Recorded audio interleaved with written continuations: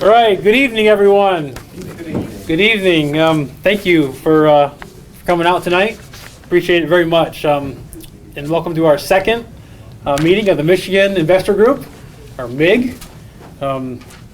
We're fortunate tonight to have a super company and a super presenter, and I'm very grateful that John and the Promanas team have come out to join us, and very grateful for that.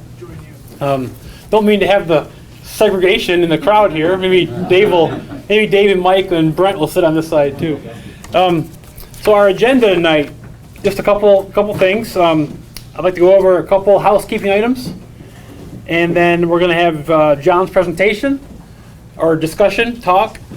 Then we'll have a little Q&A time, and then if you haven't already, there'll be a chance to meet the Promanas team afterwards, and there's a sign-up list back there if you want to fill in your name and email, and I'll get that to Promanas if you want to hear more information. So in July, we had our first meeting. Dave Zook was our presenter, and he said he heard from a couple MIG members, and then I believe there's been two people who have made investments in some things that Dave talked about. So that's kind of interesting. I think he was glad about that. We have a couple future meetings planned. Don't hold me totally to the fire, but October we should have a presentation titled Anatomy of a Real Estate Deal. It'll be a little more in the details about real estate metrics, real estate numbers, real estate values and that kind of thing. Then in November, we're going to have a mobile home park night. We're going to have a man come who actually buys and turns around parks.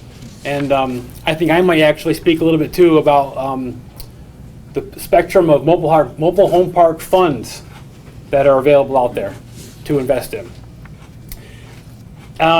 January, we're going to talk about life settlements, so that'll be unique. And then February, we have an overview of alternative investments and a kind of an interesting speaker. So those are what we got on the docket for the next few months. So tonight we have Promanas, and very, very briefly, Promanas is a privately held commercial real estate investment firm, and they focus on raising money from individual investors and then going out and deploying the capital. And John will tell us a lot more about that. I was introduced to Promanas by another member of MIG, Dr. Mark Zandy, and it's always good to have a reference to get started. And I did a little bit of research, learned they were investing in Denver, had some broker friends in Denver who I got thumbs up from, and then a friend of mine actually manages a company that cleans buildings for Promanas. Got a positive impression from him, and then we decided to invest after meeting John and learning more. That's how this kind of came to be. I'll let John tell you more about himself and his background, but I would like to mention the flyer on your tables. There's some recent news that John got selected to a prestigious group, and that's kind of neat to hear about. So thank you, and John, please come on up.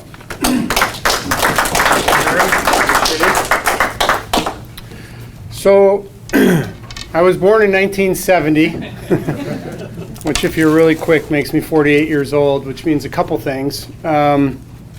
One, we have to start printing larger on the cards. I can't read this stuff. And two, my experience is limited to just about the past 40 years. The first deal I ever did was 40 years ago. I was 8 years old. And it's an interesting deal because it's actually indicative of the exact same thing that we do today. I was goofing around with some neighborhood buddies, and it was a hot day, summer of '77, I think. I lived in Ann Arbor near the corner of Nixon and Blewett. So if you're old enough, you know the relevance of those two street names next to each other.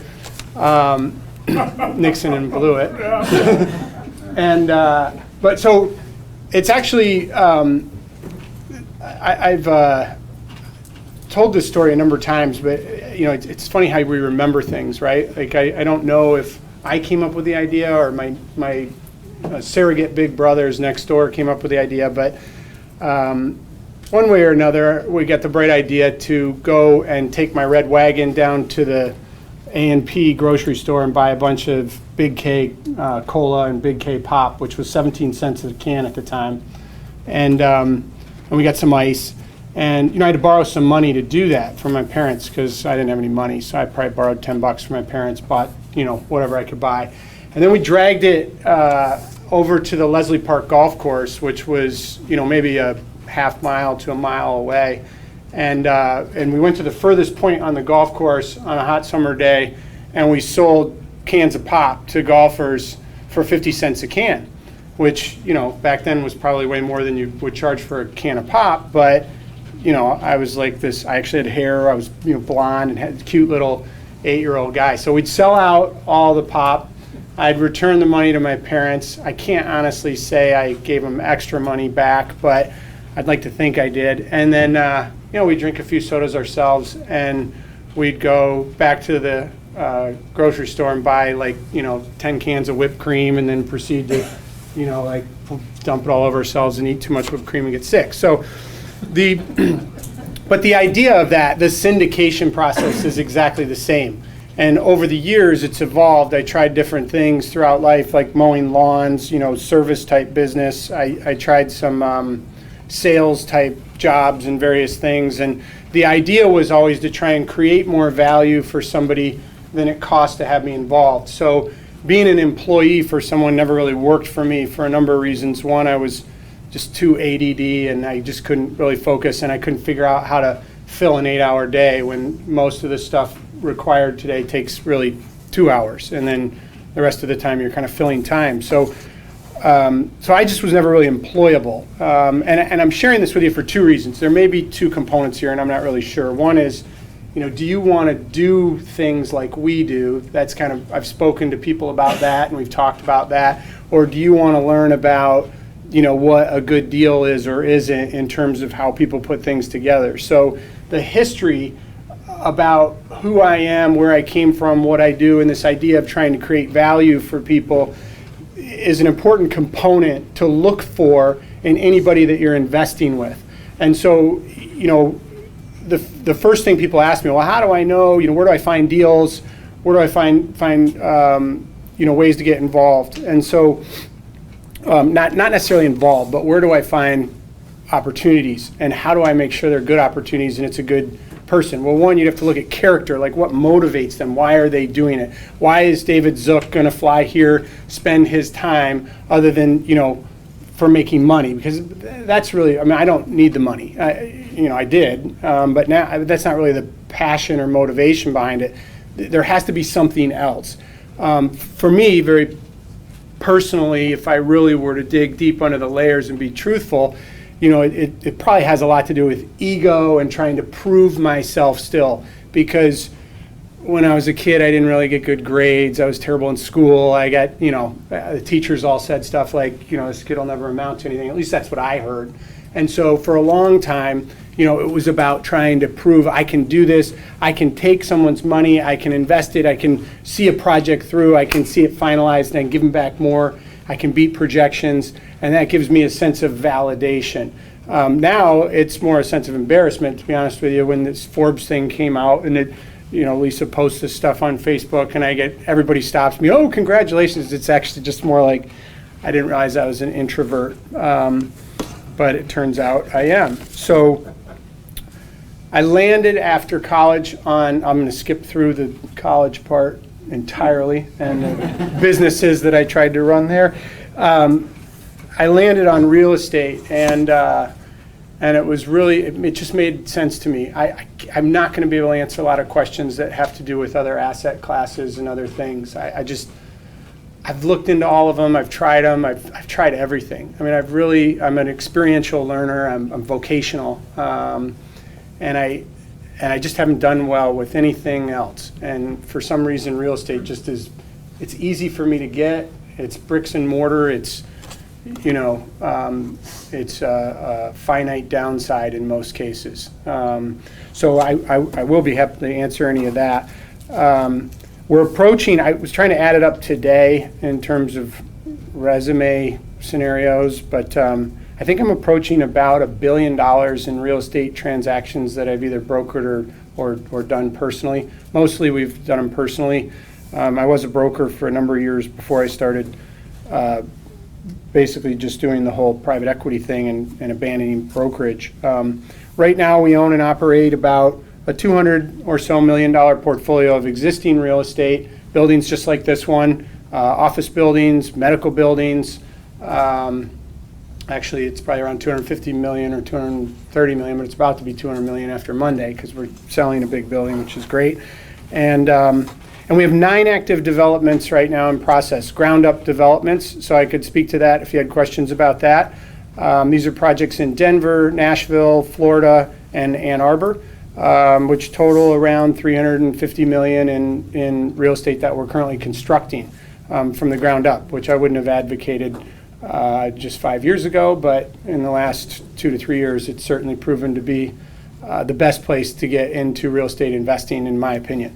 I think we were out in front of that curve because we started it about 3 years ago when you could really see the economic dynamics of the market changing drastically. And I don't know where all of you live and if you see this, but the easiest way to monitor these things is by looking at single-family home prices and sales and inventory, and that's a great barometer of what is to come in real estate. And we could talk a little bit about that as well. So very briefly, I didn't put together a sophisticated presentation or anything on this, but to give you an idea of what we do today and what it looks like, I'll illustrate one project that we put out earlier this year. I guess about 3 or 4 months ago. We did Boulevard Sarasota. Are you in that one? Okay. So what we do today is we go out and find developers that have projects that are ready to go. So essentially, like we have a hotel in Denver. We had a development team in Denver approach us. We need the equity.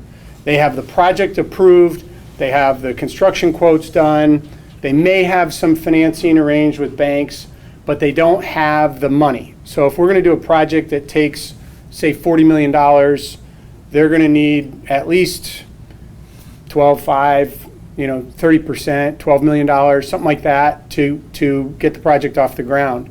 So what we do is we propose a structure to them where we're willing to come in and put the equity in, and under these, if they accept our proposal, then we package the whole product, we put it together, we create all the documents, the private placement memorandum, subscription agreements, and we put that out to our investor group, and we fund it with our current investor base, which is maybe around 2,000 potential investors, and we probably have around 300 to 400 that are actively investing with us in various deals at any given time. So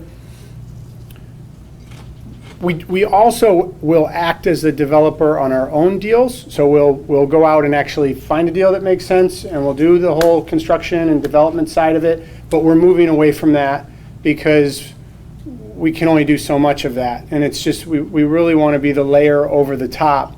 And so the service I see myself providing, or our team providing to our investors, is we're really saying to our investors, look, if you want, there are plenty of platforms you can go online, or there are people out there looking for deals, and you can put your money in those individual deals.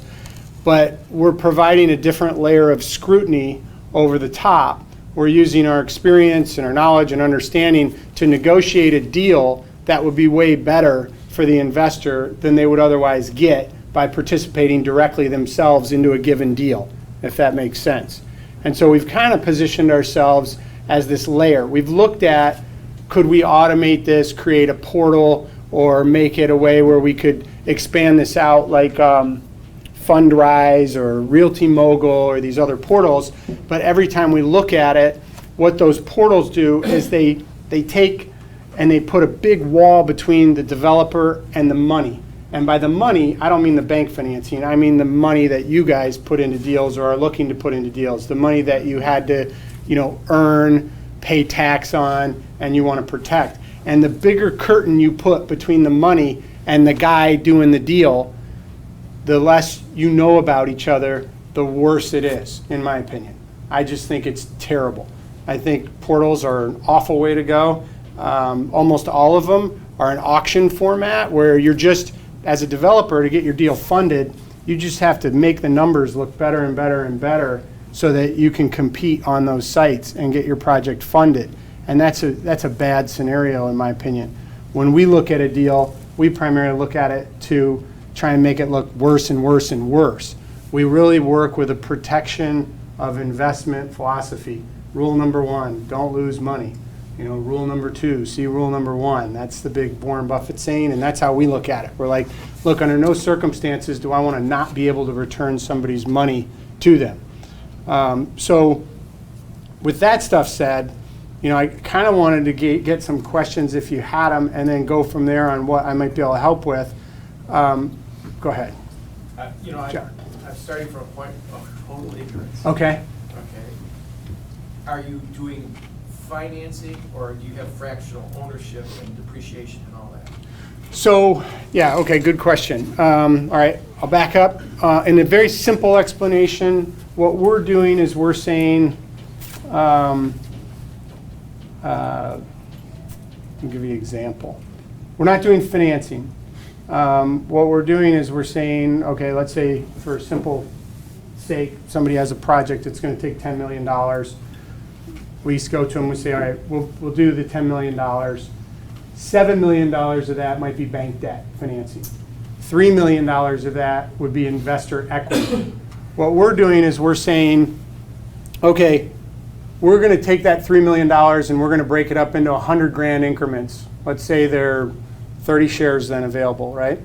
We're going to offer those to our investors. We're going to buy some ourselves. We're usually at least a few shares. It depends on how our money's rolling out of deals, but all my money's invested in all my own deals. I really don't invest much in other stuff. So I'm buying shares, and then what happens is, let's say it's a condominium project or an apartment complex, as the property's sold, we first have to pay back that $7 million of bank debt.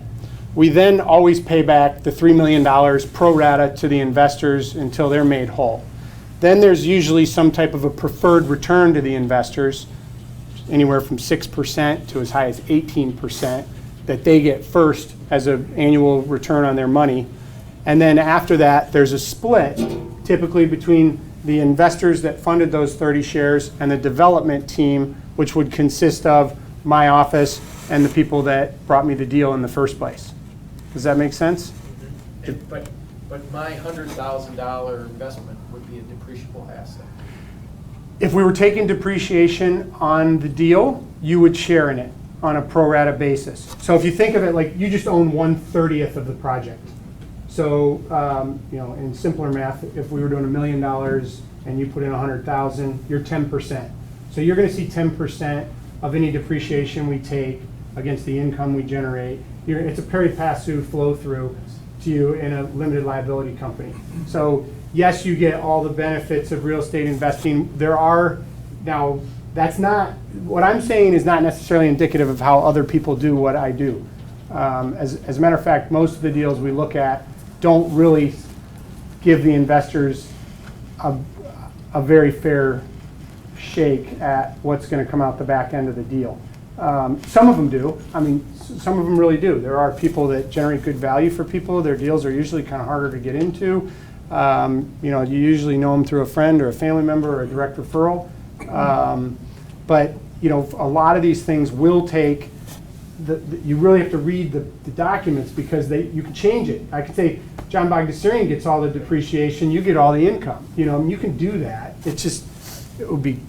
I wouldn't have 300 plus investors if I started doing that 10, 15 years ago. John, Chip's question was, and you responded to this question on depreciation, you said, if we take depreciation. Correct. So I'm assuming there's more explanation there. Sometimes you don't? Right, so on certain assets, like if you're gonna buy and hold it, yes, we depreciate it over its usable life. We'll even do what are called cost segregation analysis studies because we can depreciate the carpet over 5 years instead of, wrapping it all into the building that's 39 years. So yeah, you can get aggressive on depreciation and all that will flow through or shield your returns. But On like new construction, when we're building a hotel and then we're going to sell it, or condominiums, that's unfortunately treated mostly as ordinary income. So we encourage our investors to make those types of investments from an IRA or 401k, where the money's going to go back in there. You're not going to get whacked on taxes. Although if our returns are high enough, we don't really care. So there are some advantages to investing in real estate, in terms of depreciation and various things you can do. But to be clear, we don't really do deals based on those things, because tax law can change. Fortunately, recently it changed for the better for us. I'm not sure if I care one way or another, based on what I have to put up with to get that benefit. But it's sort of Easy. I just mean in the chaos of the day. I stay unpolitical. I'm not in the political world. I just don't like the fray. But so these things can change. And so, if you go all the way back to like the Tax Reform Act of '86, I think it was, or whatever, where you had all these physicians invested in these deals that really had no cash flow, but they were taking write-offs so big it made sense. Then that law changes, and people like my dad, who's an ENT doc, all of a sudden, where he was basically getting to take, a deduction every year of $20,000-$25,000. Now he can't take anything, and it changes the whole thing. And his money's not worth anything because he invested in a deal that fundamentally is bad for tax purposes. So we just invest in things that are fundamentally good, and if we work the tax advantages in our favor while we can, great. But under no circumstances would I ever invest in anything for solely tax benefit. I don't care what it is. I mean, I just wouldn't do it.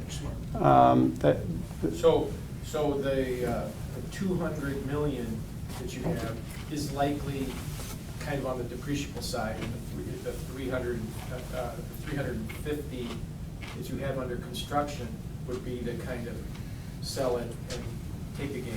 Yes.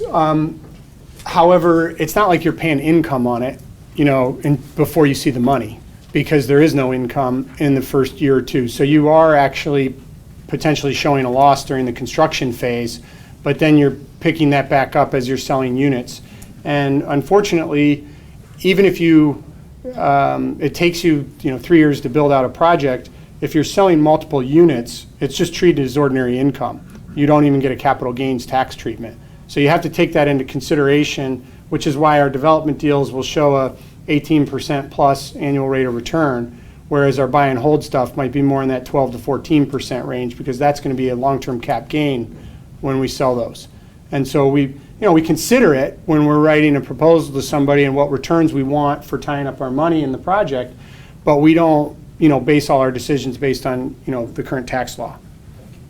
John, wouldn't it make sense that we have a tranche of investors that have a lot of passive income, Mhm. want to invest in the appreciating type of deals more so than the income generating deals, right? Yeah, the most difficult thing I think to do in the investment world is to create passive income. Truly passive income is rare. It's not passive for us because we work on it every day, and I'm the largest owner in all my stuff, and it's like, but I gotta employ a whole bunch of people and have a team, but we management fees and stuff that offset that. But it is the most difficult thing to do, and unfortunately for us, or me especially, the entity that I created has 300 people in it, and while I'd like to theoretically own it forever, I can't really keep 300 people or 299 others or whatever it is, tied up in all this stuff. So we do have to liquidate assets, but the way I look at it from the standpoint of what I always used to say, do the work once and get paid forever, has sort of been my philosophy. And that's what we're trying to be for the investor. You found us, we make you money, we'll keep bringing deals. As we liquidate deals, you can take the money off the table, or you can just put money in the next deal and keep rolling it, and it's passive for you. It'll ultimately become passive for me. It's becoming more so every day. My team's taking over more and more responsibility, and so I can move into slightly more free time and things like that. But and eventually step out of the way and just be in the shoes of the investor, kind of picking and choosing stuff, which is fun. I mean, I think it's kind of cool to do. But yeah, I think no matter what you buy, what I discovered is no matter what you buy, it takes work, and nothing lasts forever. I mean, everything depreciates. It truly does. It's just more of, is it depreciating faster than inflation is sort of, backstopping it. So, I like to use single-family homes as a great example because I started out buying single-family homes. I had like 20 single-family homes before I ever took investor capital on. And what I learned was, I was buying these homes so far below replacement value. I was buying homes for 50 grand that would cost 130 to 140 to build. They were in Ypsilanti Township, and township taxes, and I could rent them all day long for $1,000, and it cost me 50 grand. So I thought, okay, that's a no-brainer. This was back in the late 90s, and I thought, well, my gosh, nobody's ever going to leave these things, or they're only going to become worth more and more and more, which they did for a while. And then, around 2006 or 7, they all went back to being worth 35. And but to me, they were always worth 60 to 75 based on the income approach to value. And since I knew that, when they went up and they were worth 100 grand in 2005, 6, I sold, a handful of them. I think I got rid of 8 before the market tanked. And then when the market tanked, I bought a bunch more for like 30. I was paying, I think, all in 30. I'd pay like 22 for the house and 8 grand to fix it up, and then we put a tenant in there for 1,000. And then once they went back up again, did I sell them last year, the year before? I think a year or two ago, I finally sold the whole portfolio because it was more of a, hey, this is a distraction, and we're doing things that are so much bigger now. It's like, but if you can learn the value of something, anything, it doesn't matter. I think that's like the key to Warren Buffett. I don't know how to evaluate the value of a company. I really don't. I mean, I read financial statements. We have tenants. We get to look at all their financials. We see, hundreds of these things. We evaluate whether we think they can pay or not. But I'm not an accountant, and at the end of the day, I don't know what's going to become functionally obsolete next. We knew there wouldn't be bookstores. We stayed away from buying, Borders anchored,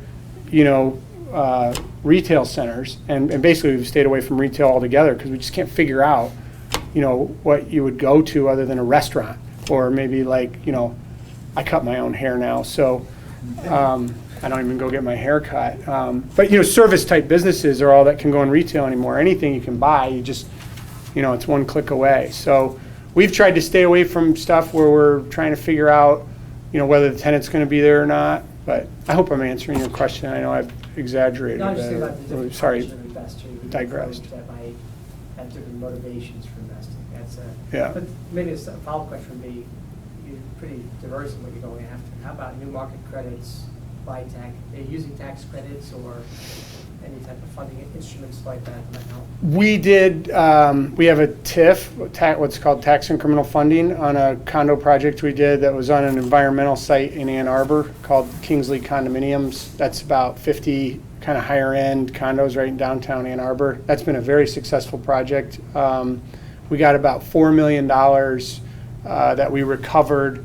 If you don't know what tax incremental funding is or a TIF credit, it's kind of interesting, but it's where they take a piece of property that's bad and they say, we want it to be better. We have to incentivize someone to come in. So the parcel we had a total taxes on it were maybe $20,000 a year, of it or not.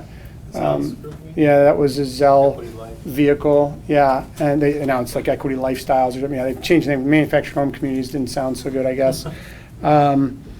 But the thing about REITs and investing right now for passive income, which we talked about as being probably the most difficult thing to do, it's really a terrible time to get into it because if you want any kind of liquidity whatsoever, like if you look at real estate investment trusts, they're kind of like a bond.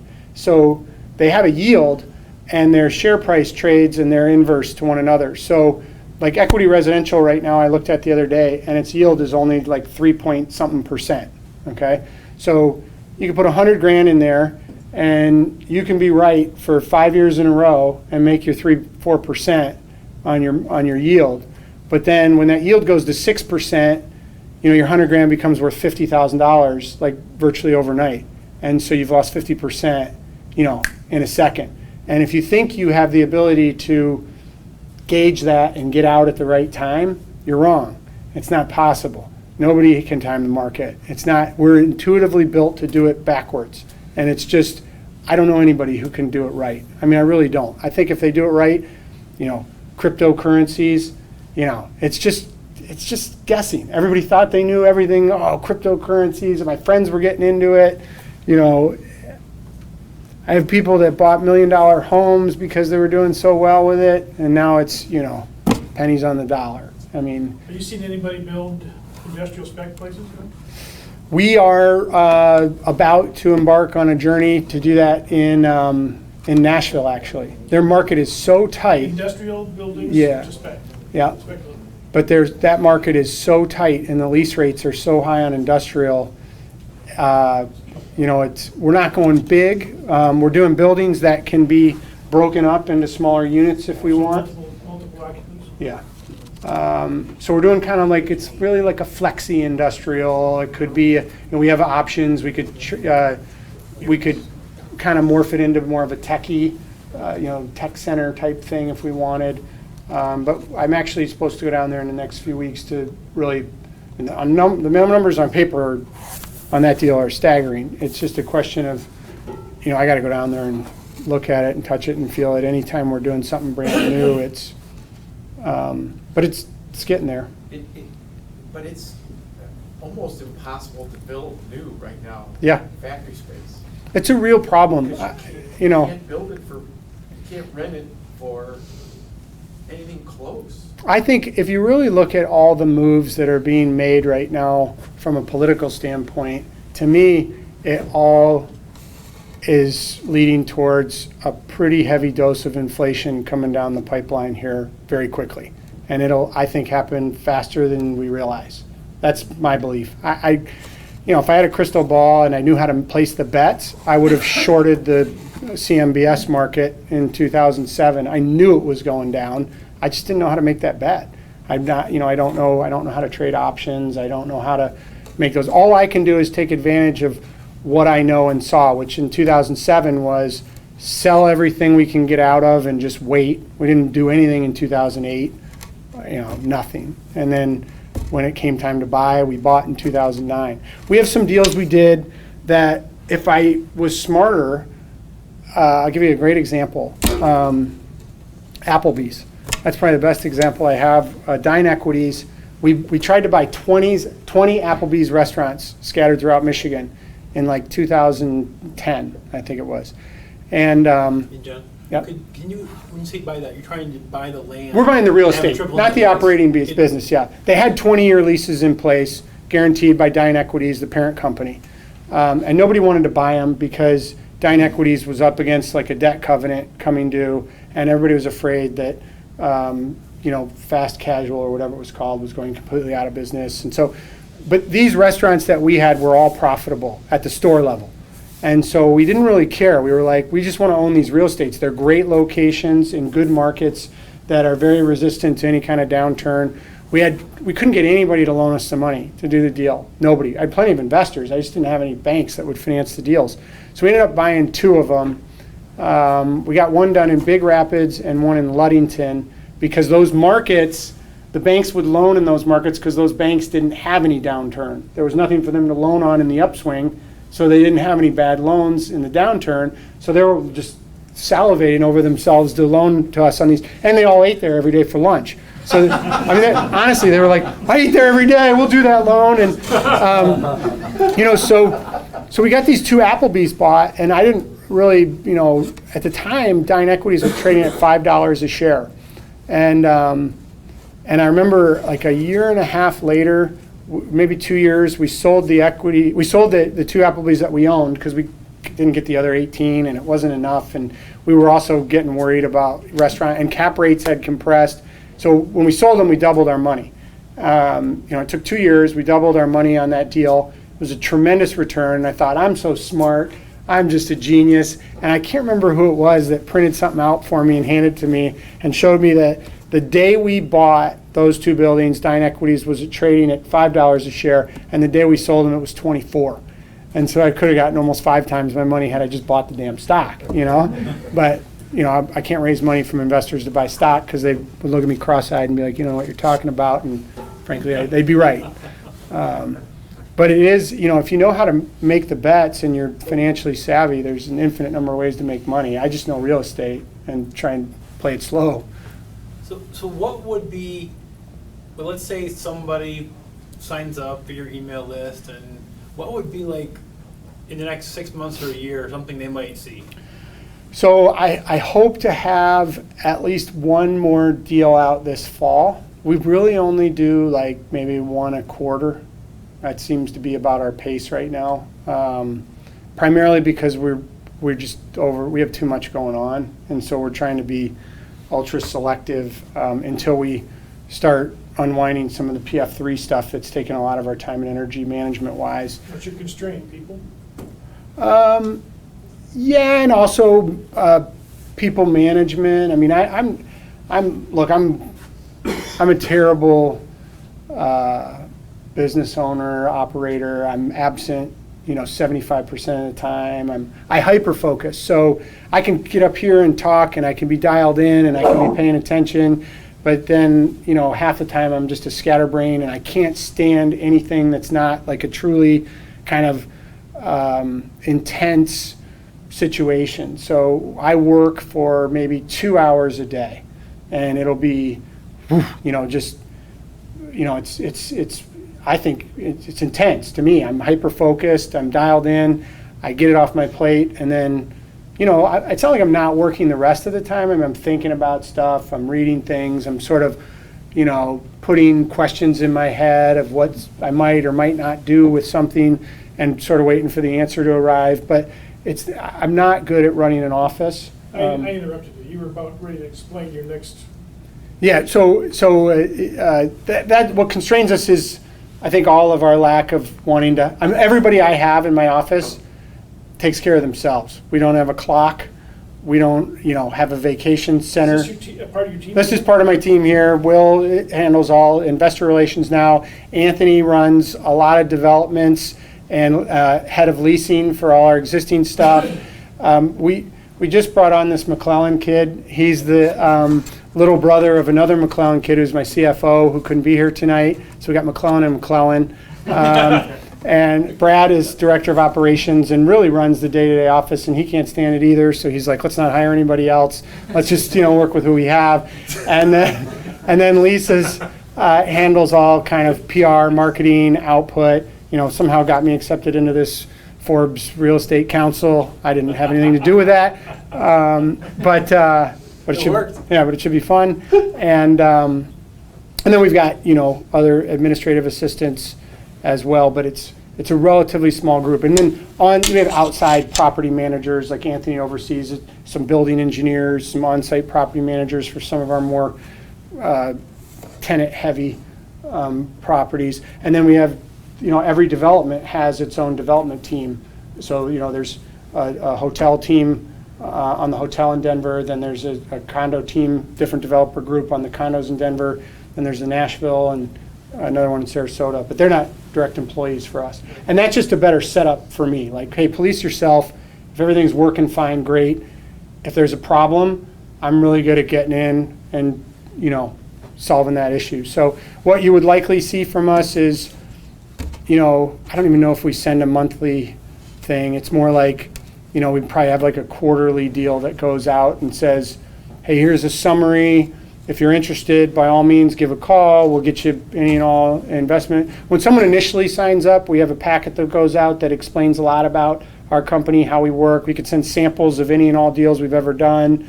We operate with 100% transparency, so we've had people ask for some kooky stuff, and we just fire it to them. We don't really care, as long as it's not a EIN number or another investor's information. If people want references, I've got, you know, pretty much, I don't have anybody that says, hey, don't share my info, but I try and be, somewhat selective on providing reference. I don't want people to bother people all day long, but some people are a little more skeptical investors than others. David? No, I'm just kidding. Which is good. I actually enjoy that. Yes. John, do you have some sort of matrix that you look at for reviewing deals, and is there a threshold that you have to be at before you'll do one? Like what would our parameters be? Or Yeah, what would so just for example, as a grocery store within walking distance, the growth of the area, all that, you mentioned a few of them, but do you have a systematic tool that you use to make these deals? Yeah, so we have like due diligence checklists, things that we would typically go through, but it's kind of become internalized and it's more common sense now than anything, but it all flows the same way. You start macro and you go to micro. So you go from, is this city growing or is it dying? What's the job situation? You evaluate the city. Then you'll narrow it down to that particular area in the city. Then you'll narrow it down to, maybe that block or that street. Then you'll look at, that particular product type. Are we talking condominiums? Are we talking retail? Are we talking whatever? Then we just start looking at how do we lay off any and all risk to a deal. We don't want any risk. So how much of it can be pre-sold before our money goes in? How much of it can be, quantified and dealt with, again, before we, our dollars get to be at risk. And we even go down to, the person bringing us the deal, the person who owns the land, what's their connection to the people who brought us the deal? Are there any kind of goofy kickbacks coming on this deal? So and you're doing background checks, and anytime I'm not paranoid enough is when, we get into something where, we really should have looked at this or looked at that a little more carefully. And, it's just live and learn type stuff. But after, a number of years, you've made pretty much most of the mistakes I think you're going to make. It'd be really weird to me to basically do a deal anymore that would really, be bad. I hate to say that. And this isn't wood or anything, and I'd knock on something, but it's sort of, with the absence of being able to, nobody controls a market, so absent market risk, we're not likely going to miss much on a deal. And that just, I think, comes with having done enough of them. Well, let's stop the kind of this formal time now, and anybody who wants to hang out and meet John or the team, you can probably be around for a little bit. And yeah, I hang out for 10, 15 minutes. I'll start shaking if I don't have a drink before about, We I'm just kidding. again, we have a sign-up sheet. If you want to sign up to get on the Promanas, email list, or if you want to talk to the guys directly. But just thank you very, very much for sharing with us tonight. I appreciate you having me, and I know everybody's busy these days, so taking your time to come out. I hope there's something I said that's useful to you in some way, shape, or form. It's kind of funny, once you get to know something, you kind of feel like, well, everybody knows that, don't they? And so I don't know, if there's anything I do or say that makes any sense or resonates, but hopefully something does and was worth your time. I think, so we're an investor with you, and I don't think I appreciated at all the factors of the leverage that seems like Promanas is able to implement as far as reducing the risk and improving the equity investors' kind of returns. It was really interesting to learn that. Yeah, it's weird. It feels at times, it always feels really risky to us because it's other people's money. And Sure. It's the background, that's another thing. If you're considering investing with someone, there's a list of questions that I put together, and I'll email you some of this stuff if I can dig it up. But the really trying to understand someone's background and mindset and where they came from, I think is really important. My dad was a poor doctor, works for a living, 50, 60 hours a week, and ear, nose, and throat, and old school doc. So, you went in with a sore throat. He didn't tell you, oh, you need your tonsils out because he could make more money on surgery. He'd say, hey, let's try antibiotics, and you don't need your tonsils out. And he was that kind of guy. Not, I was like, Dad, you know, just take their tonsils out, you know, pay for school. No, I'm just kidding. But so, you know, watching that, it's interesting because when I invest, I try not to invest my own money in other people's stuff anymore because I am not very good at scrutinizing the deal. It's not my mindset. I'll just be, oh, you got a deal here, you know, here's $100,000 or something. And they don't seem to work out very well. Because I'm not good at scrutinizing it when it's other people. But if I have other people's money, then I become wildly paranoid about something going wrong. Because I know that for my dad or other physicians or most people in the world to save $100,000 means they had to, you know, make $400,000, pay tax, pay their bills, and you know and you got 100. I mean, it can be years to put that kind of money aside to go in a deal for a lot of people. Most of my investors, I would say, are not, you know, ultra high net worth people. They're what I call the poor rich people. And so, you know, at least that's how I like to think of it, is like, you know, for us, if we're, like, I just now have started to say I'm only putting my money in the deals I do where I've got, you know, myself and my investors, because I don't even think of my own money as being in the deal. I just think of their money as being in the deal, and I don't know, I can't lose that. So, thank you. All right, well, thanks a lot. Yeah, appreciate it. Thanks. This because I opened it. Oh, sure.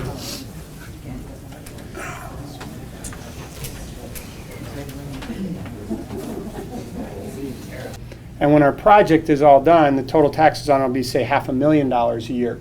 So the city says, well, we'll credit you for all of your, there's certain components of your construction which qualify, and they're like, we'll pay you back the difference in taxes, so call it $480,000 a year. When they start collecting those taxes, we get that back until all of these expenses associated with cleaning up the property are recovered. And so for us, it's kind of funny, is the cleanup was only like $30,000, but what qualifies are all your parking lot, your curb cuts, and your underground work. And because we were building condominiums above parking, our whole parking qualified. So we had like $6 million in qualifiable expenses that we could recoup. So it's a bit of a goofball thing. We agreed to cap it at $4 million because the project really didn't need any to make it work. And but we, you know, kind of negotiated that out because they have the ability to just string you along forever. So, yeah, people ask, like, I'm not really asset driven or geographically driven. I'm very deal specific and situationally driven, is what I like to say. We just look for a situation where we don't feel like we can lose money, and we think there's good upside for the time we're going to be involved in the project. And then the big factor is how much time and energy, you know, am I and my team going to have to put into it personally. We're always looking to try and reduce our, you know, time exposure. So we vet the person bringing us the project very, very thoroughly, just to make sure we're not going to be doing their job for them and having to, you know, fly to Nashville to go to meetings with townships and, you know, supervisors and contractors and things like that. How many deals do you look at before you select? We look at a lot of people before we select a person. What's happened is once we've gotten to know somebody and we've done a deal with them, we've done more and more. So I think we're on our 4th deal with a developer in Denver. We're on our 3rd, about to enter into a 4th with a woman in Nashville who's awesome. We've got one going in Sarasota with and we just want to see that one go further along, but we'd probably do another one with them based on how it's going right now. But we'll wait. You know, we kind of wait but hundreds. I mean, you know, hundreds come across our desk in a week. I mean, you know, you're getting inundated with stuff. If you're in the right space, like when we were buying properties, starting in 2009, we started really aggressively buying existing assets like this one and you know, mostly industrial buildings at the time, and no one else was buying buildings anywhere. So is the minute the word gets out in the brokerage community that these guys are buying stuff, you get inundated with stuff. Well, that starts to dry up, 2015, 2016, we're switching over to multi-tenant office buildings, the deals are getting a little tighter. So, you could see it coming, and at that time in 2016, nobody was doing new development. I mean, not anywhere around Ann Arbor for sure. And, in most cities, everywhere, there'd been no development for, 7 to 10 years, virtually anywhere, which is why we have this problem with, a lack of housing being built that's going on all over the country now. Vegas went from being the hottest market to the coldest market to now the hottest market again in a span of 10 years. And that's just how crazy people are. They go to the thing that, if you don't really understand the real estate cycle, it's not that complicated. It's a 20 to 30 year thing, and it's like a sine wave or a cosine wave, depending on when you get on and when you get off. But it's very much the same. It's just this, and it's all based on supply and demand. It's all based on supply and demand. There's almost zero quality industrial available right now anywhere that's vacant. I mean, zero. High crane space, you can't find it anywhere. I mean, we have people, calling us like, will you build us this? Will you add on to this building? Will you do that? And so we're looking at it going, well, we bought all this industrial when it was like free and nobody else was buying it. And now what can we sell it for? And we're saying, we can get some pretty big numbers on our industrial buildings. So we've just started to kind of slowly put those out there for sale because, you want to sell when once we get into the development cycle and people start building industrial and they start moving out of older buildings into newer, fancier, more automated buildings, now we're competing, with those vacant spaces on the market. And you'll get, and the other interesting thing is when you have people starting to want to own their own assets again, which is another pendulum that swings back and forth. Do I want to own my building? Do I want to lease my building? And that's just an allocation of capital question. Can your capital be better utilized growing your business, or is it better utilized owning your building?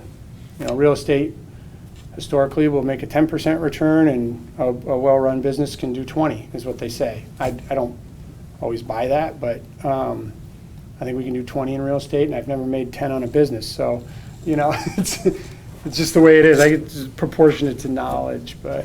Are you invested in residential markets?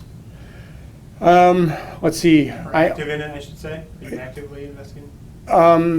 We own, right now we don't have, I just sold, in the last 2 years, I probably sold all my single family. We had an apartment complex we got rid of. I don't have any residential real estate right now. I could, it's just not, I wouldn't do apartments right now. We're building condominiums, that's residential, but they're for sale product. So we're heavily invested in city infill, condominium projects. All high end? No. Believe it or not, a $400,000 unit in Denver is affordable. And so, we're in the affordable space there, I guess, if you call that affordable. Nashville, we have a mix, but yeah, mostly we're staying into young professionals. There's a massive number of people moving into city centers again, Denver, Nashville, a lot of hot markets. And so what we just look at is what's the supply and demand in these markets. Like in Denver, there's 40,000 people a year to move there, and there aren't 40,000 units being created. So, and people are still building apartments, and sometimes apartments are the only option for people. Well, they want to move out and get in on ownership at some point. So we're kind of fitting that niche in that particular market. We're doing high end in Sarasota, Florida, because again, nothing was built there for at least 10 years. And so a lot of the people that have a, $800,000 condo on the beach, they're older now, they want to live right in downtown Sarasota, where they've got access to walkability to restaurants, art museums, activities, various things like that. So we're doing a high-rise right next to the Ritz-Carlton, basically, in downtown Sarasota. It's 18 stories. It's all glass. Those are, I think, 1.6 million up to the penthouses are 7 million plus. There's only 2 penthouses, and those were like the first 2 to sell. Pay a square foot to have that kind of building built right now. Price per foot, what is that, like 800 a foot? 900? I mean, that's what we're selling them for, is 800 a foot maybe.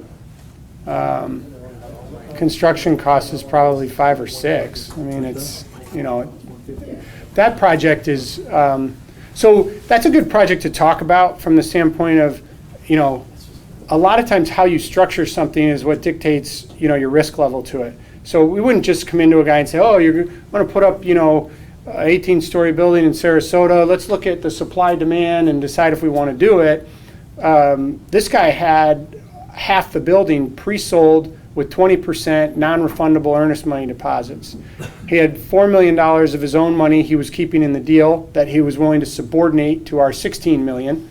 So, and there was another there's another 16 or 17 million of profit that the deal shows behind our return of capital and our preferred return of 18%.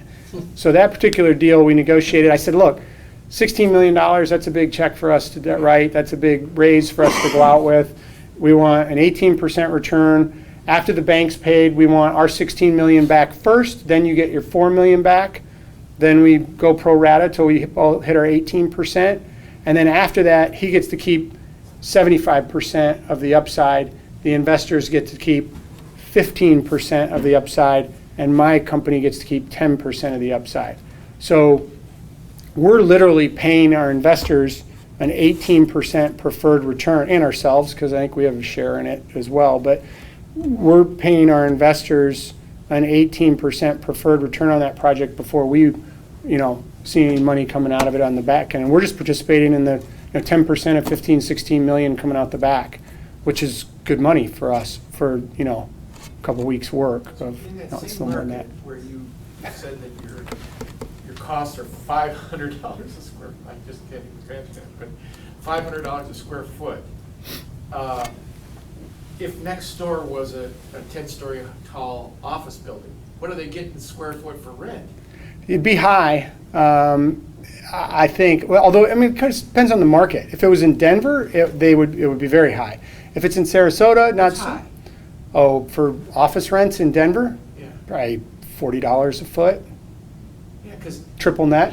I'm from Ann Arbor. Yeah. And I've run into that thing, you can't even touch building anything because you can't get up, even with parking, you can't get up over $35 a square foot. Yeah, so we're building on Oak Valley Drive right now by the Ice Cube. We're building 60,000 feet, and we budgeted, kind of a base build out for people at $25 a foot, and we could offer the space at $19 triple net for like a build out, finished, basic office space.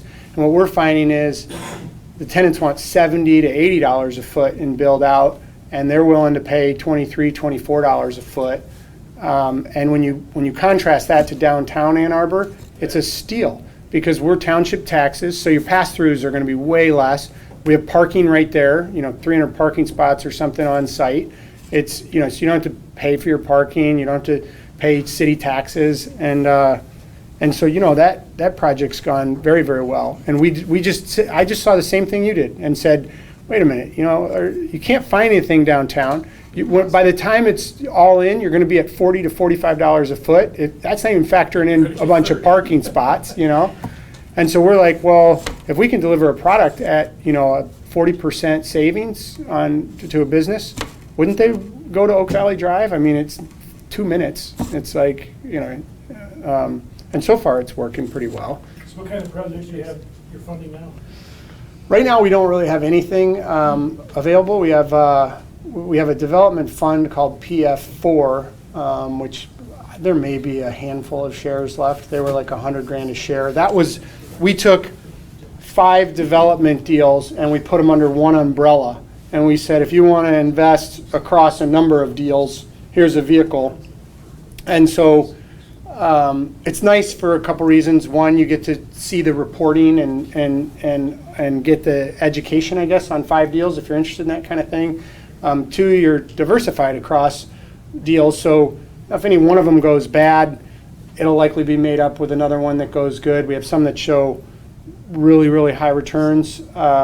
If they all work out, we projected a 15% annual rate of return to the investors, but any one of the individual deals shows 18% plus. So we kind of feel like we have a lot more upside there than we do downside, which is why we kind of did it that way.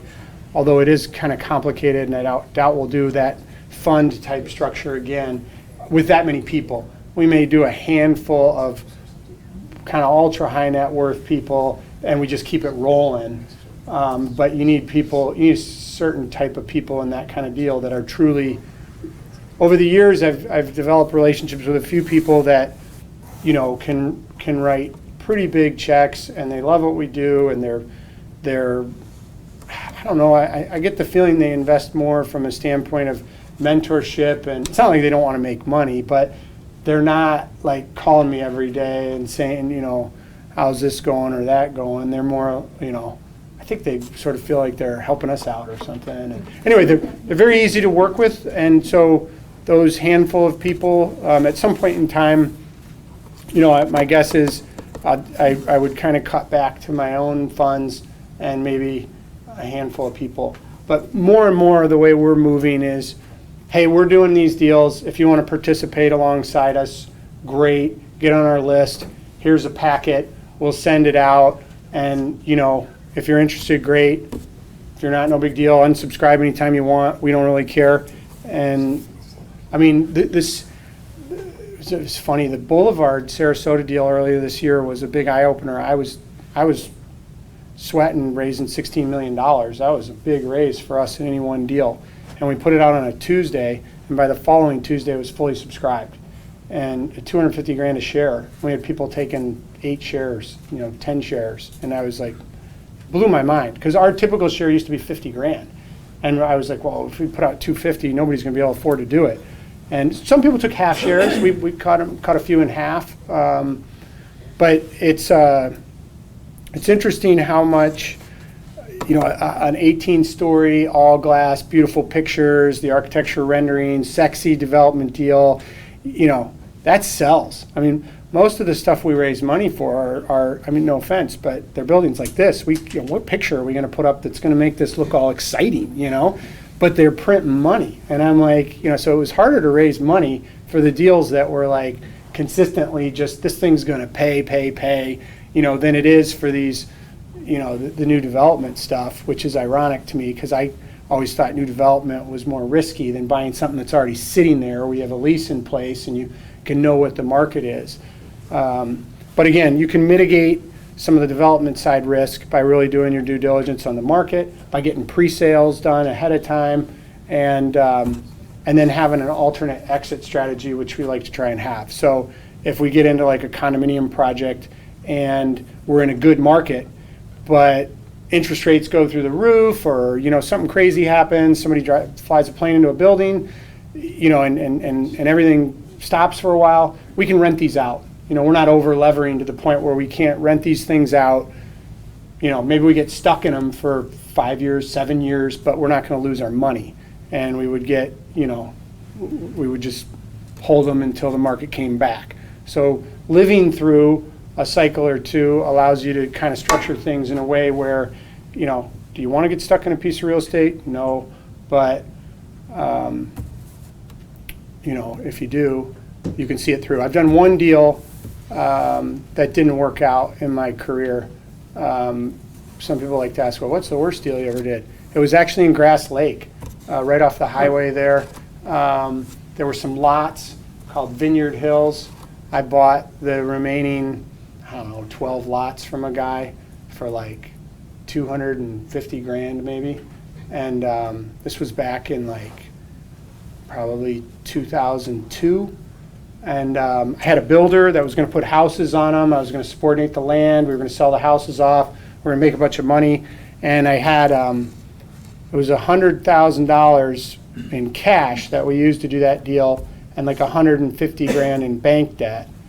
And as we were selling the houses off and paying down the bank loan, you know, the builder, I don't know, he got divorced, he started doing drugs, he spun out, I found another builder, replaced him, we got one or two done with him, then he spun out, and, you know, so and I'm not a builder, and so it just kind of, then the market tanked, and the lots were worth virtually zero for a long time, and we still owed the bank like 50 grand, and the bank got nervous.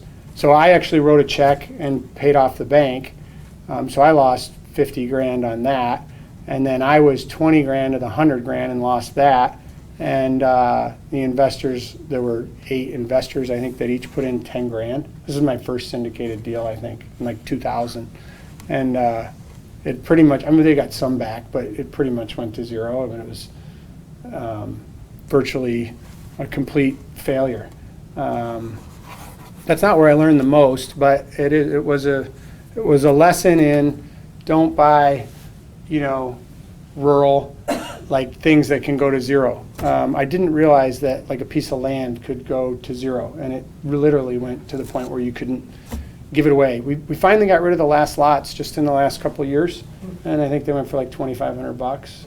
I mean, it was like, if we still had them today, they might be worth a little more, but they're functionally obsolete. There's just no, because construction costs have risen so much, you know, you can literally get that land for free, but by the time you pay for the construction of a house on it, you know, you're into it for 225 grand, and that market doesn't support a house for 225 grand. So it's like functional obsolescence. You just can't build in a farm field yet.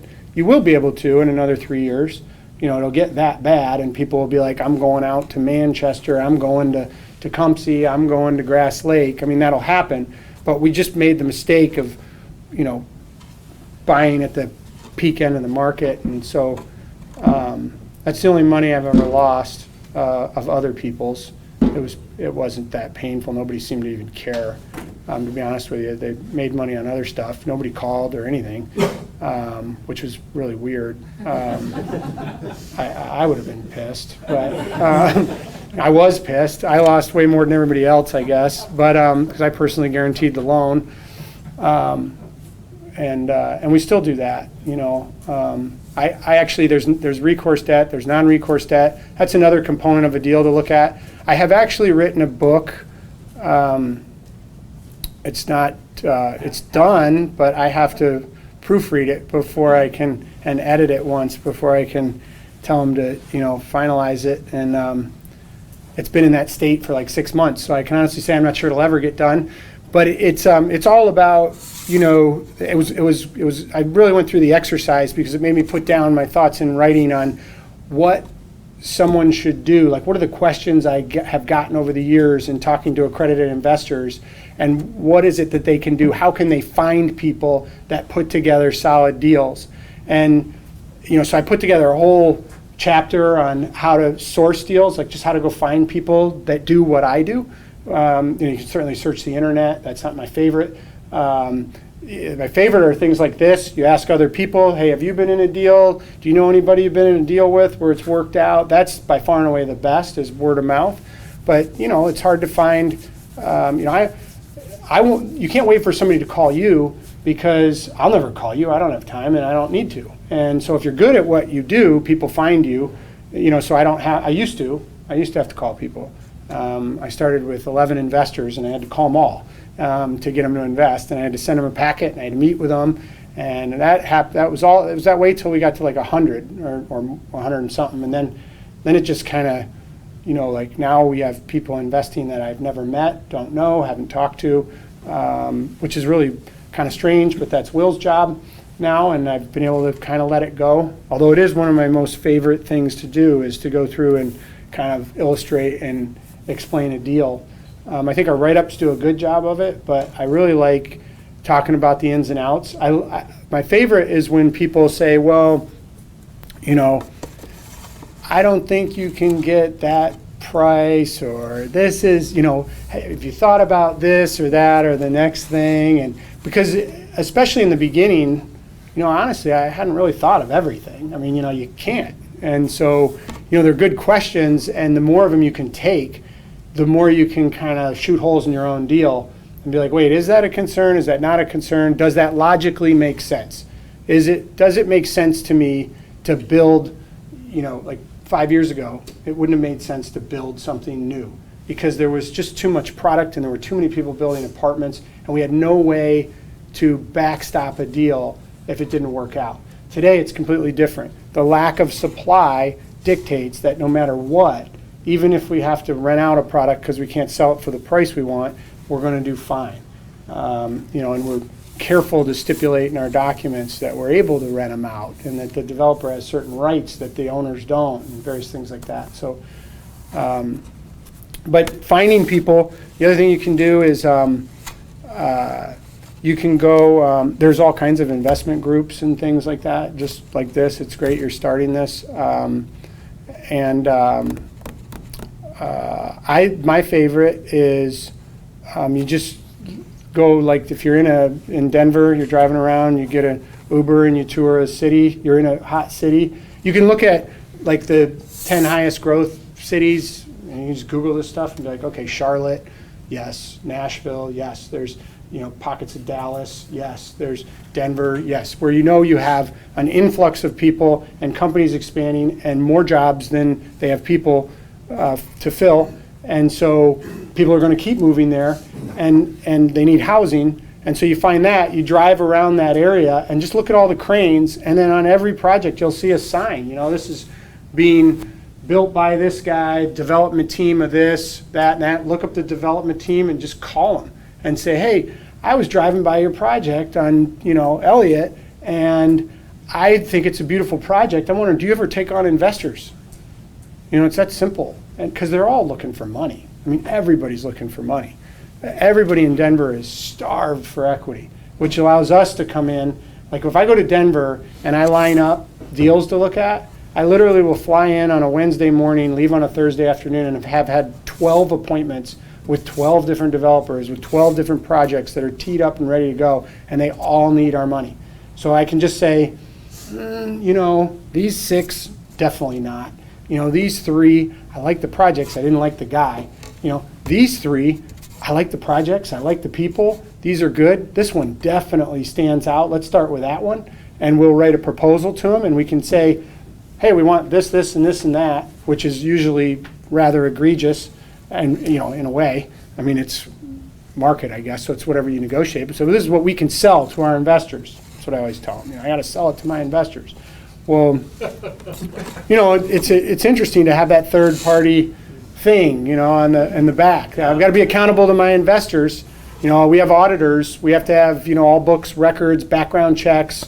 I need your social security numbers. It's got to be pants down. And they're all like, absolutely. They have no other place to go. So, and then once you get the reputation in that market for writing a proposal and then doing it, then you get called all the time.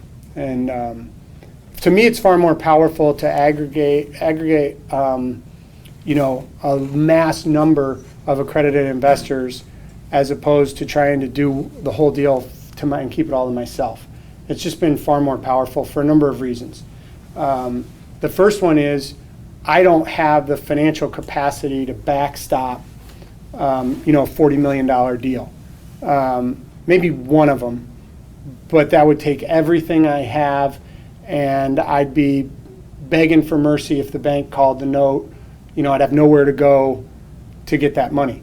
If I do a $40 million deal today and I put, $12 million down and I borrow, $28 million from the bank on a construction loan, and we get into trouble, but it's still a solid project. It's just we had some cost overruns or we have whatever. We've actually, I don't think, ever made a capital call, but if we did have to, I know I'd get backing and I could easily have everybody put up 50 cents on the dollar and put another $6 million down to satisfy the Never bank. made a capital call? No. In the case of the vineyard lots, I would have liked to have made a capital call to pay off the bank debt, but at the time, I felt it was my error and I accepted responsibility for it and I just paid it off myself. But no, I've not.